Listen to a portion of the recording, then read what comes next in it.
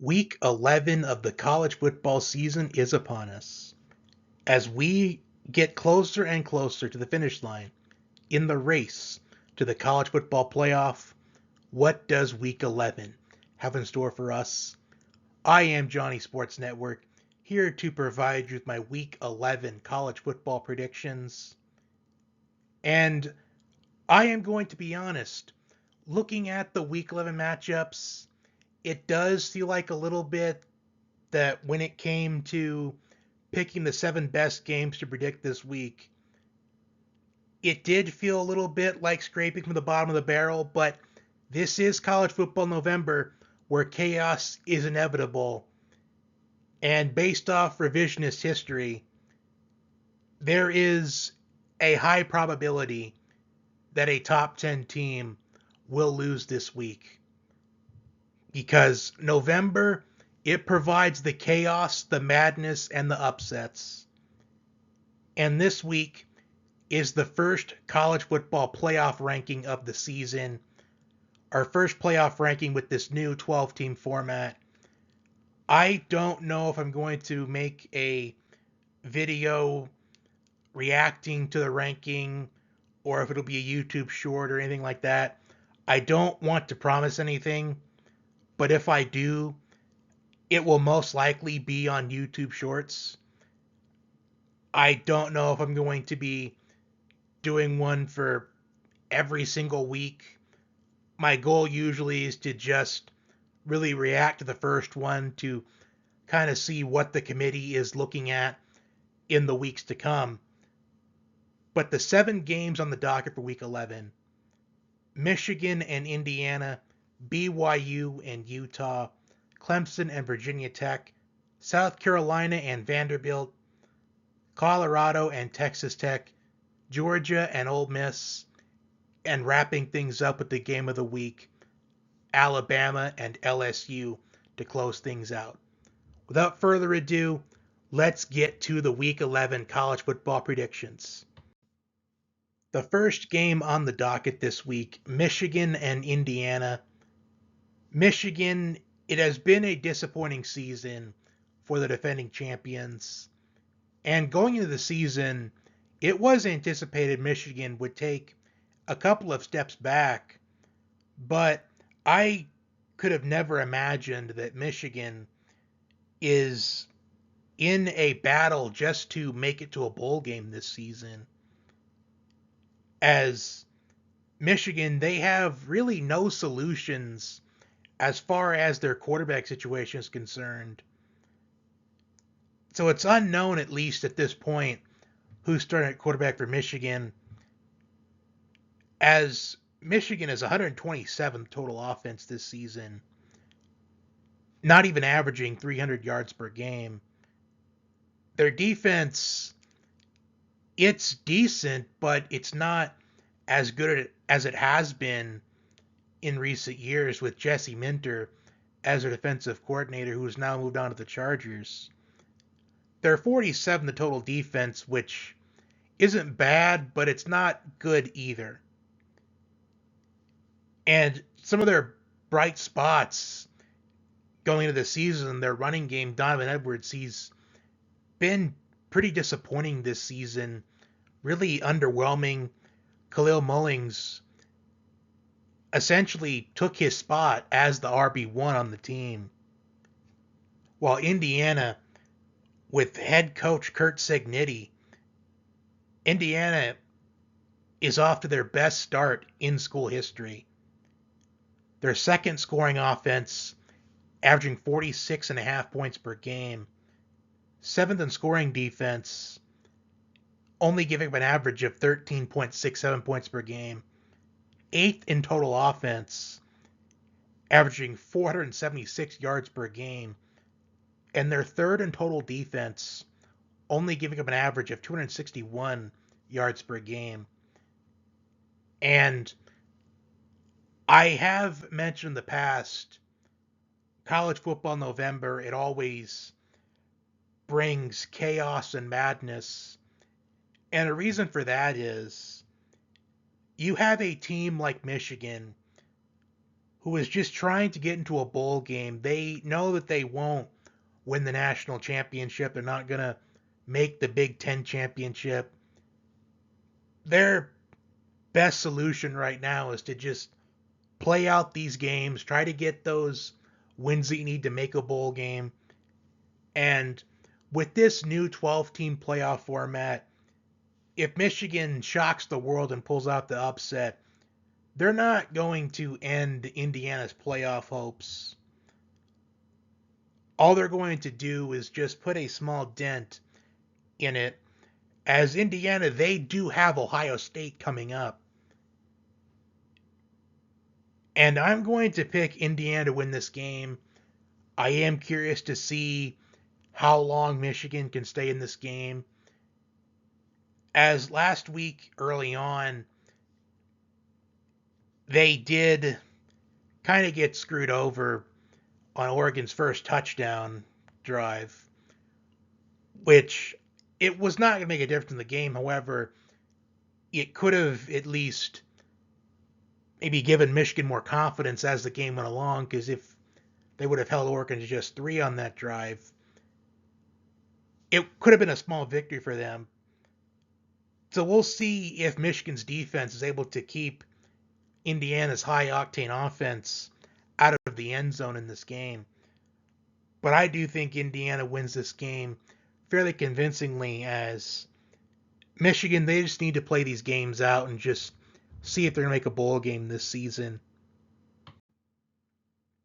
Second game on the docket this week, BYU and Utah. Both teams have been a surprise this season in different ways. BYU undefeated in the top 10 for weeks. I have been trying to figure out which one of these surprise teams who have completely flown under the radar reminds me of the 2022 TCU team, who made a run to the national championship game and ultimately ended up losing 65-7 in the championship game. And it's looking like it's either this BYU team or Indiana, as those are the two teams that I do think have that kind of potential. Indiana with their high-powered offense, BYU finding ways to win games, while Utah, they have been a surprise for being disappointing. Utah, one of the biggest disappointments in college football this season, as they are on a 4-game losing streak after starting the season 4-0.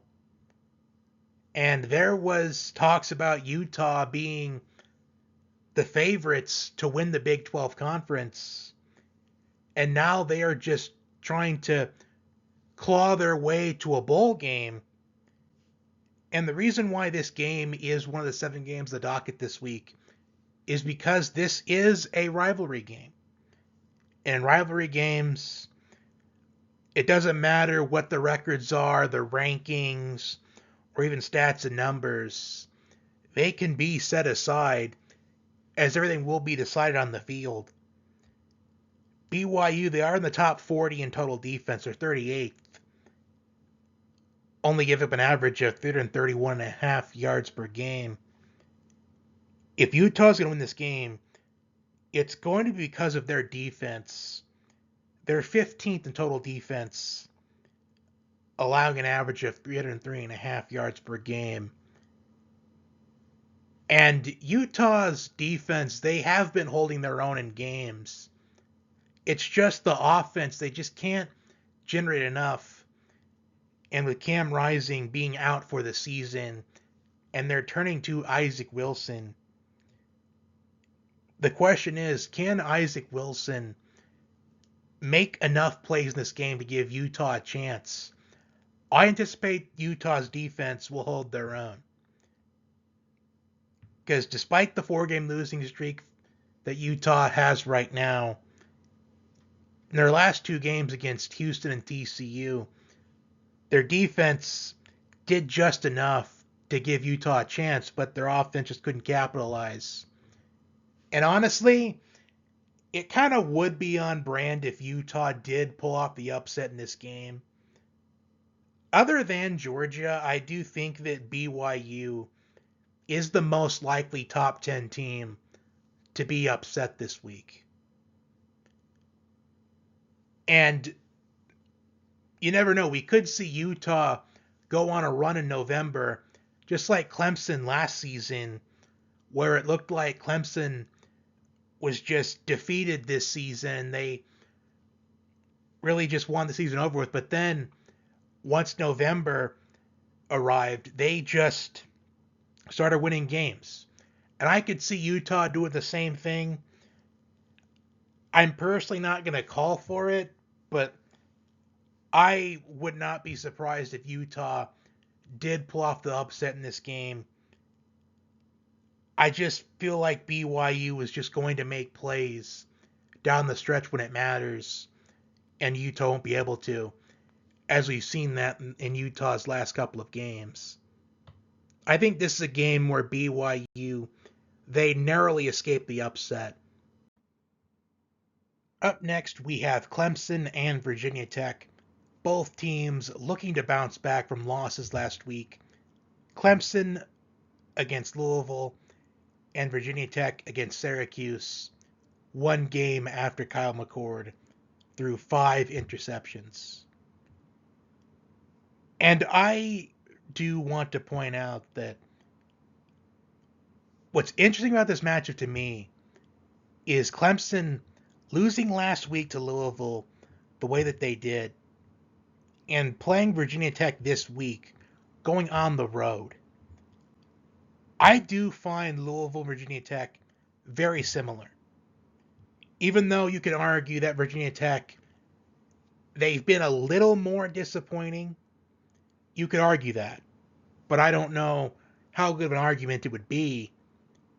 Because when you look at Louisville, Virginia Tech, I mentioned last week, all of Louisville's losses this season are by 7 points. Exactly 7 points. Virginia Tech's losses this season, all of them are by 7 points or less.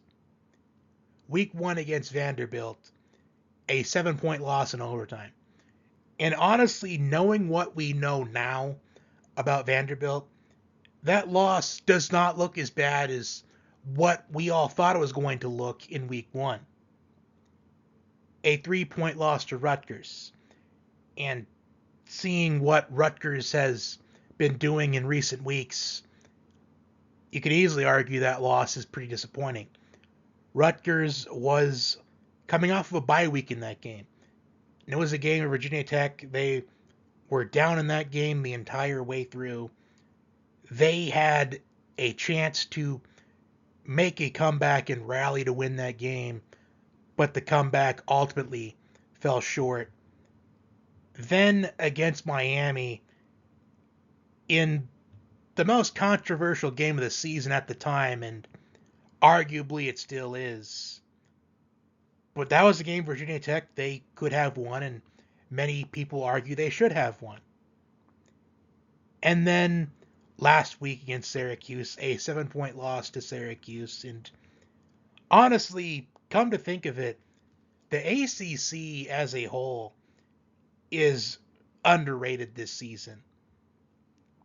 When you look at Miami and Clemson and SMU and how Pittsburgh's been doing this season, Syracuse, Louisville, Virginia Tech, that conference as a whole, it's been pretty underrated this year. Even Boston College as well, as I should add. And the difference for me in this game is going to be, can Clemson stop the running game or not? Virginia Tech running back Bashal Tutin, he has 951 rushing yards on the season, 10th in the FBS. Clemson, they are averaging 39.5 points per game, which is 9th in the FBS. They allowed 210 rushing yards to Louisville last week.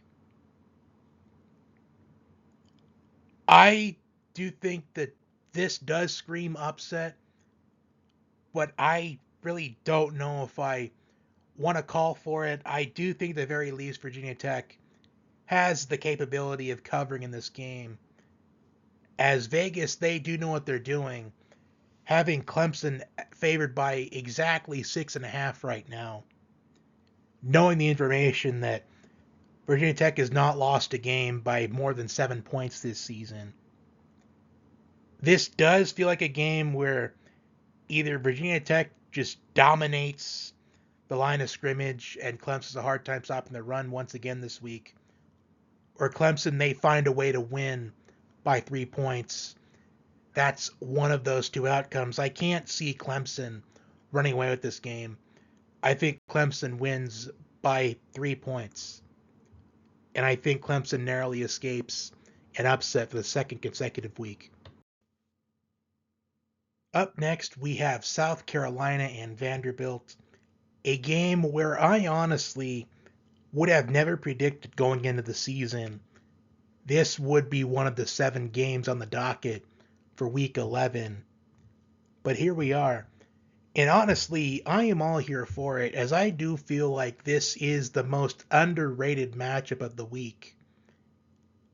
As this game is between two teams that most definitely have performed a lot better than what their records show.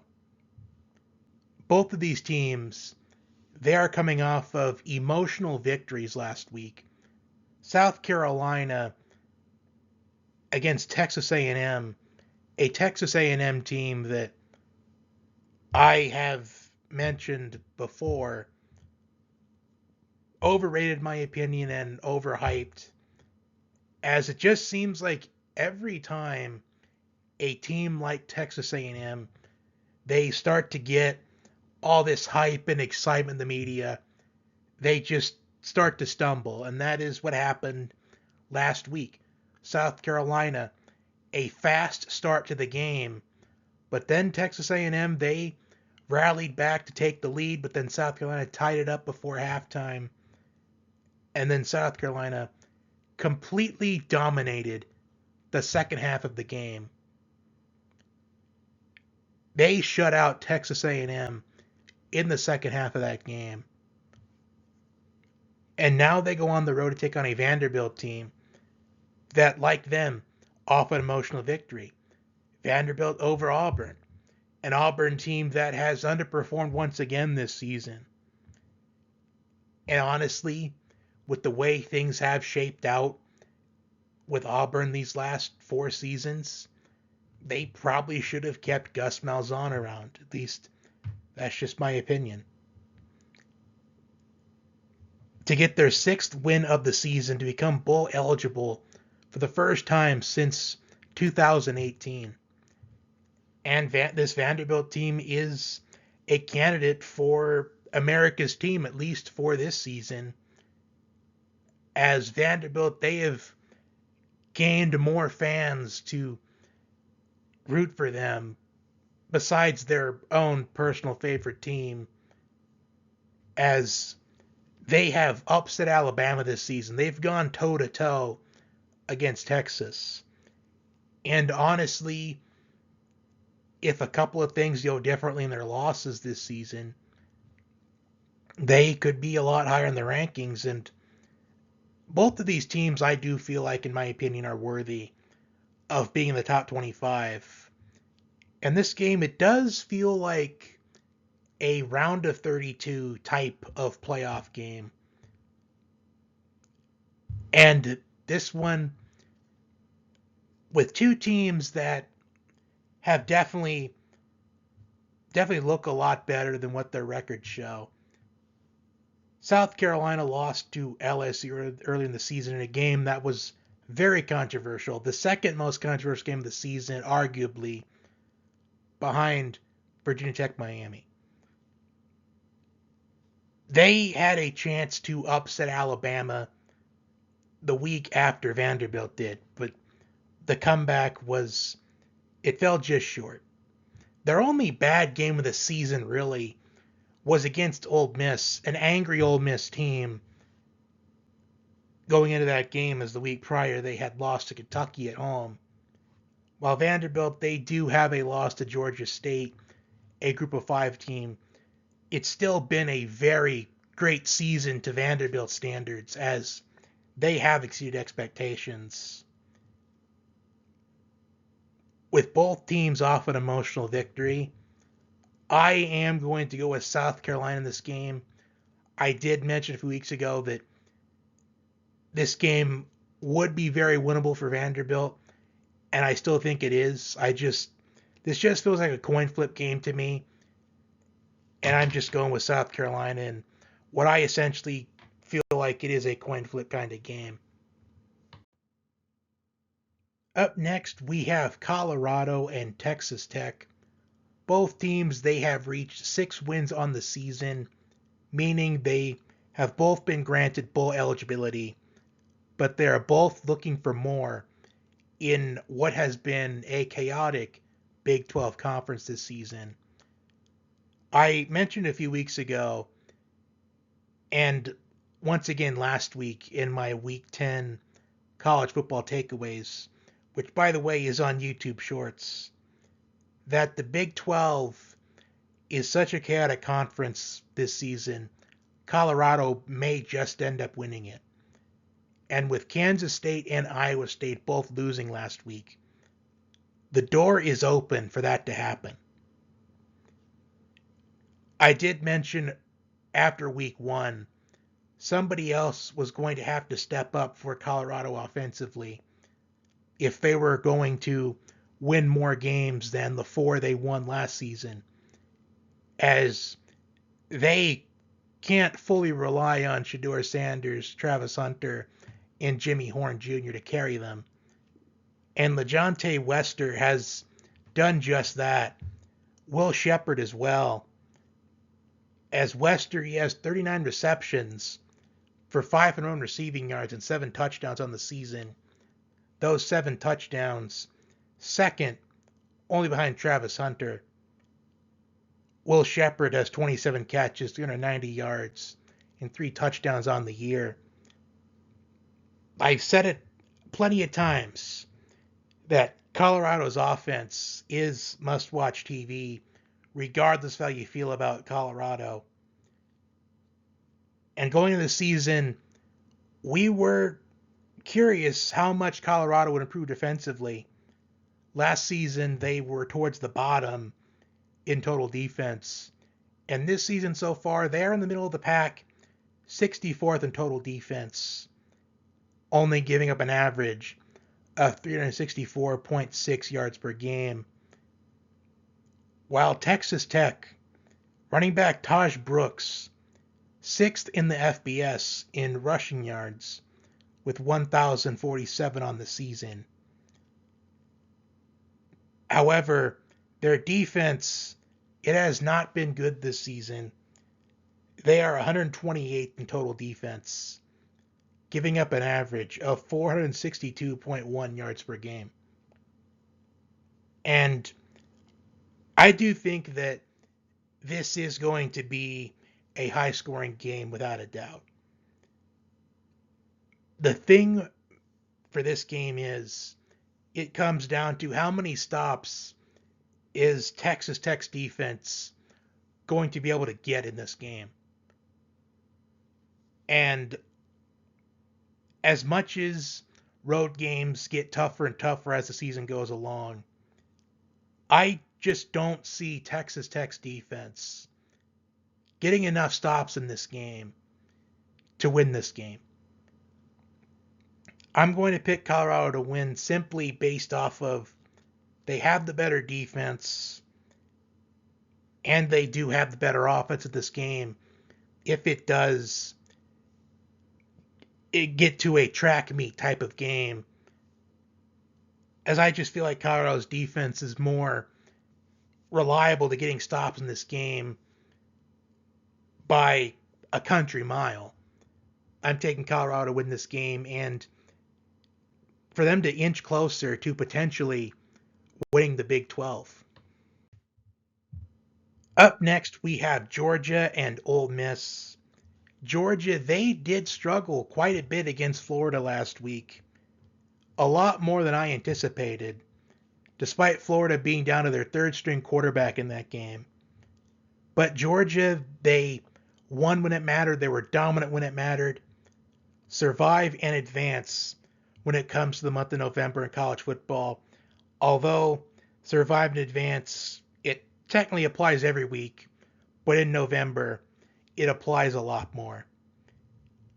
And they go on the road to take on an Ole Miss team who absolutely dominated against Arkansas last week. A Arkansas team that I felt like was underrated, but their last two games against LSU and Ole Miss is absolutely horrendous for Arkansas. Before I go any further, I do want to point out that this Saturday, I do feel like is Ole Miss's best chance at beating Georgia. If Ole Miss doesn't beat Georgia this Saturday, I don't know if they ever will. At least with the way the landscape of college football is at this exact moment. This does remind me a lot of Ohio State and Penn State last week. And what's the current narrative about Penn State right now? Head coach James Franklin. He can win 9-10 games the majority of the seasons, but he won't beat the big time opponents on their schedule. And what is Ole Miss with Lane Kiffin? A team that gets a lot of hype, just like Penn State does going into the season.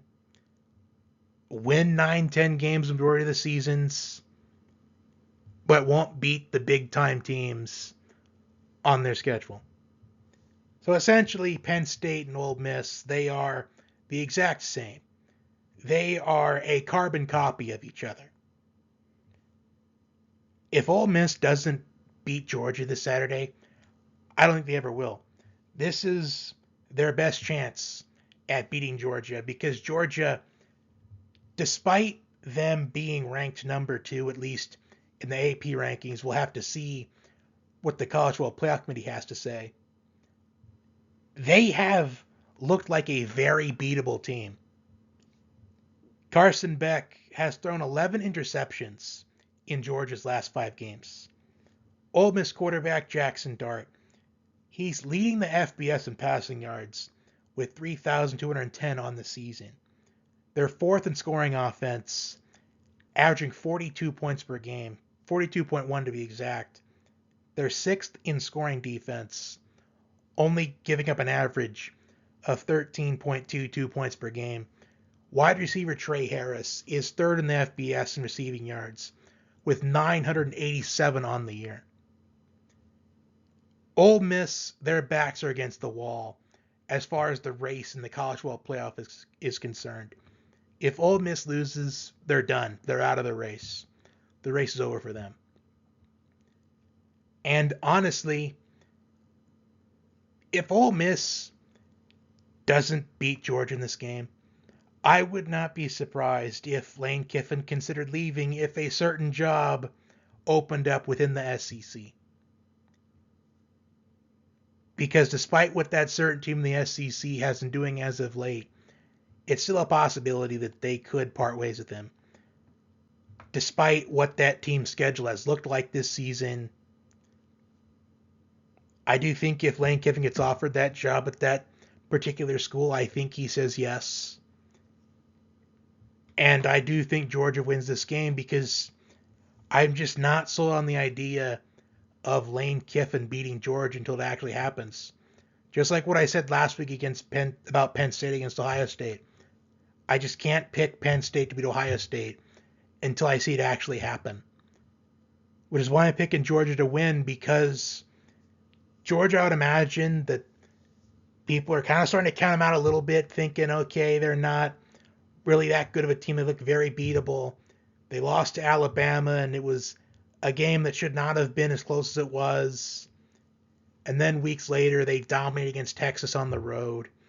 And now, going into this week, they struggled against a Florida team that we didn't have that much expectations for. However, they really struggled against a third-string quarterback for Florida, as they were down to the third-string quarterback in the game. Now this just feels like a game where Georgia, they go on the road, they take care of business, and they win convincingly, eliminating Ole Miss's college football playoff hopes. Closing things out with the game of the week, Alabama and LSU. And there is a lot on the line in this game, as this is essentially a college football playoff game, with both teams sitting at 2 losses on the season, essentially a playoff game for elimination, as the winner of this game will survive another week in the college football playoff race, while whoever loses this game is essentially eliminated from the college football playoff race. So both teams have their backs against the wall going into this game, and LSU will be without starting left guard Garrett Dellinger.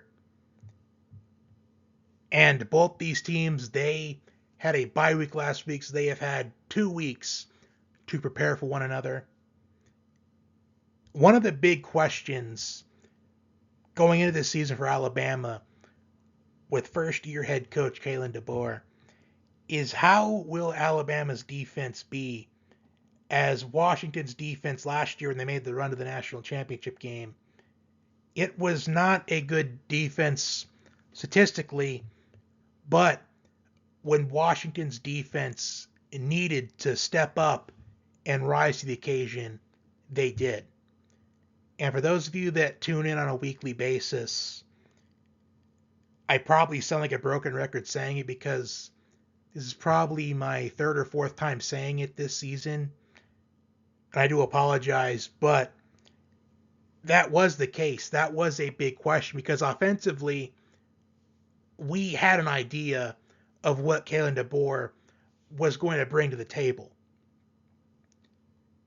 While LSU, kind of the same thing. How much would LSU's defense improve from recent seasons? Alabama is 42nd total defense, while LSU is 58th in total defense.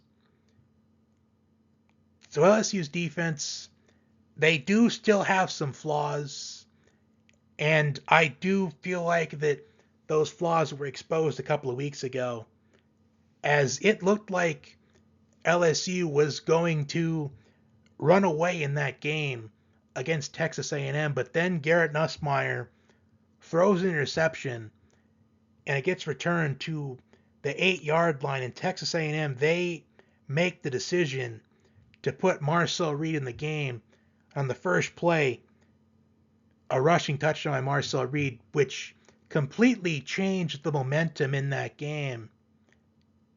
And LSU did not have any answers for him that night, because either they did not prepare for him at all because they didn't expect he would be in that game, or they didn't prepare for him as much as they should have. But now they have had 2 weeks to prepare for Jalen Milroe, which you may think that's a great thing that they get 2 weeks to prepare for him, as Jalen Milroe, he could not be stopped by LSU's defense last season, as he had over 150 rushing yards in that game and 4 rushing touchdowns, which was the difference in that game, was Jalen Milroe's mobility. But they also had 2 weeks to prepare for him last year, as last year both teams were off of a bye week as well. And they did not have any answers for Jalen Milroe's mobility. For some reason, LSU's defense cannot stop a mobile quarterback. And I am going to pick Alabama to win this game. And both teams, there is some uncertainties going into it, with a lot on the line. I am going to pick Alabama. I think Jalen Milroe's mobility is going to be a difference in this game again. If LSU wins this game, it's going to be because they overcame the odds and contained Jalen Milroe enough to win the game. as I do think that this game has the potential of going back and forth. In fact, I'll be surprised if it doesn't. But despite the concerns about Alabama's defense going into the season with Kalen DeBoer, a guy that's not known for defense, more for offense, they have stepped up in moments when they've needed to this season. And I feel like I can rely more on Alabama's defense to win this game than LSU's, based off the way things have been playing out so far this season. And that will do it for my Week 11 college football predictions. If there was a game I did not predict this week and would like my opinion on, please leave in the comments section and I will give you a response. I do my best to respond to everybody, and I unfortunately have not responded as early and often as I wanted to, but I promise I'm going to try to get better at that. Also, I'm not sure if I'm going to do a reaction to the first college football playoff ranking tomorrow night, or if it'll be a YouTube short, or if at all. But I don't want to promise anything. Stay tuned. For those that tune in for the NFL predictions, the Week 10 NFL predictions video will be up tomorrow. For those that don't tune in for the NFL, enjoy the games this weekend, and I hope to see you back next week. Until next time, and remember, Vegas is always watching.